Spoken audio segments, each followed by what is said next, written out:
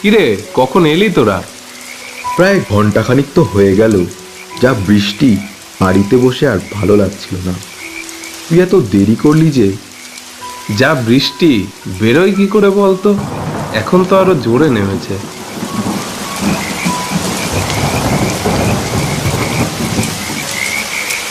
ভাই, আজকে যা বৃষ্টি হয়েছে তাতে মাঠে বেশ ভালোই জল হবে। চল রাতে মাছ ধরতে যাই। হ্যাঁ ভাই, আসার সময় দেখলাম মাঠ পুরো জলে ভরা। কিন্তু যাই বলিস ভাই, এখন তো আর তেমন মাছ পাওয়া যায় না। পাশেই থাকা মহেশ কাকার দিকে তাকিয়ে দেবু বলে উঠল, কাকা, এই বর্ষায় তোমাদের সময় তো অনেক মাছ পাওয়া যেত। মহেশ কাকা চুপচাপ চা খাচ্ছিল। দেবুর কথা শুনে বলে উঠল, হ্যাঁ, তা তো ছিলই রে। এখন তো আর তেমন মাছ পাওয়া যায় না।